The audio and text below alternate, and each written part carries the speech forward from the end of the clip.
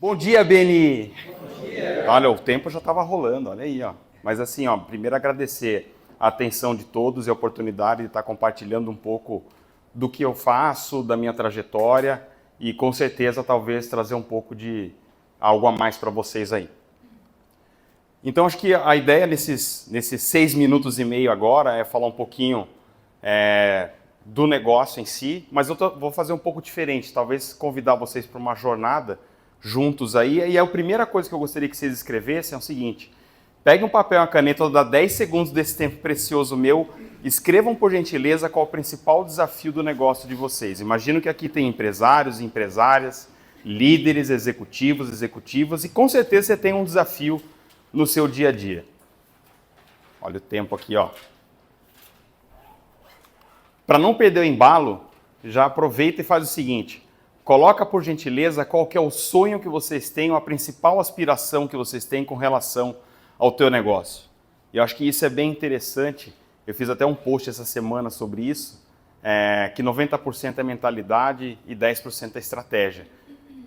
Exercício feito, voltamos lá. Então a primeira coisa, para falar um pouquinho da minha trajetória, a primeira fase, o primeiro ato foi curiosidade. Então quando eu era muito novo, assim, mas muito novo, não tenho o primeiro registro de quando eu fiz a primeira visão, assim, mas eu olhava meu pai falando, os colegas falando, as pessoas, tipo, ou alguém fazendo um programa de TV, e eu olhava aquela pessoa de sucesso.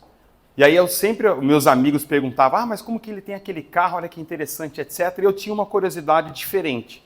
Eu tinha uma curiosidade de entender o que aquela pessoa faz. O que ela fez na jornada dela para ela ter o que ela tem? Qual é o modelo? Eu não pensava isso, obviamente, mas qual o modelo de negócio que ela cresceu, né? Então eu pensava coisas dessa natureza. Mais para frente eu fui entender que isso tem um nome, se chama estratégia. Se constrói um plano. Mas eu não nasci sabendo isso, mas eu observava as pessoas, observava a vida dessa maneira e eu fui crescendo assim. E também assim eu fui construindo os meus sonhos, né? Segundo ato, vamos dizer assim. E mais ou menos na mesma época, com 2 anos de idade eu comecei a fazer esporte. Esporte faz parte da minha vida. Acho incrível, pela saúde, uma série de coisas, mas para mim o principal, né? No começo, por curiosidade, fiz lutas, né? Então fiz judô, Gil, greco-romana, lutei aqui, fiz a competição internacional e tudo mais. Tenho uma trajetória bacana nisso.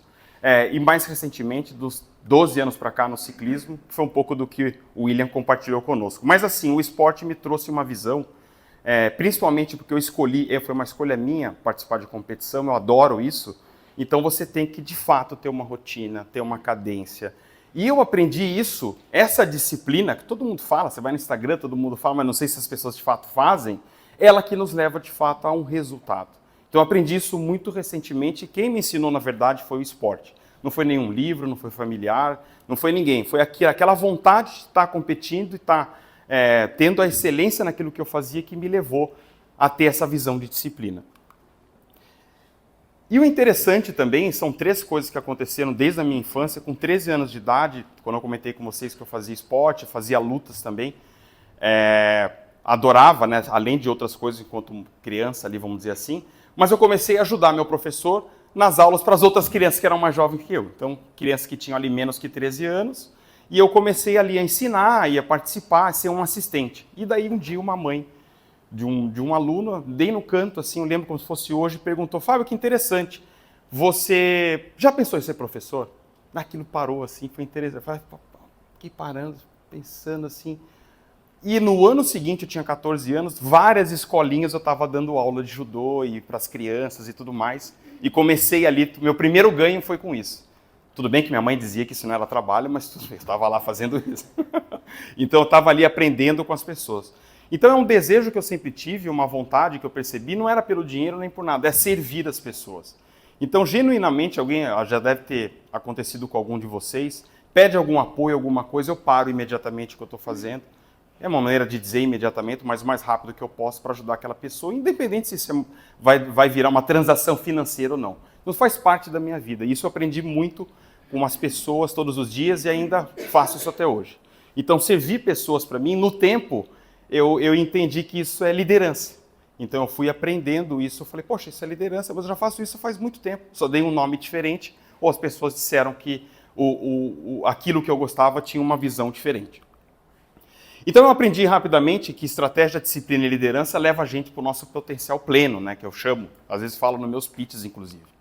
E aí eu vou convidar para vocês, esse 1 minuto e meio final, conectar com o seguinte: o que tem a ver essa questão da estratégia, da disciplina, da liderança com o que eu faço, né? Então tem a ver com o resultado, tem a ver com o impacto que eu gerei nas pessoas, o propósito de vida que eu escolhi para mim. Então aqui é um caso, e eu sempre coloco coisas que são de Google, assim, eu brinco de Google, né, mas que dá para a gente pesquisar, que são reais. Fiz centenas de outros projetos, mas alguns, graças a Deus, apareceram e tiveram destaque. Esse foi um. Então, empresários em Recife estavam com dificuldade, a gente fez uma virada de negócio para eles, e aqui, naquele momento, a gente vendeu um negócio. Outro, a aquisição do Grupo Afinidade foi emblemático, segundo o BTG. Para nós, ele foi mais um projeto, ajudar as pessoas, servir as pessoas com disciplina e estratégia. Ou aqui foi um projeto bem interessante, a Philips comprou globalmente uma empresa em 6 países, eu participei e liderei a parte do Brasil, foi bem legal.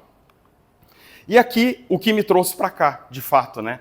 Então, o caso do CCG Saúde, que eu já comentei até quando era convidado, e que foi algo que foi bem emblemático, eu tive à frente de todos esses projetos, tá? Não são projetos que eu apenas participei, mas eu tive à frente deles.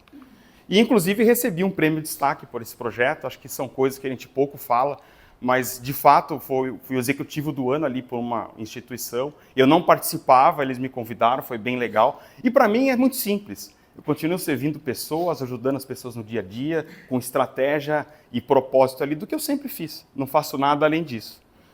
E aí, nos meus segundos finais, eu convido vocês a ler. Se ficou alguma dúvida do que eu faço, leia o desafio do negócio de vocês e o sonho de vocês.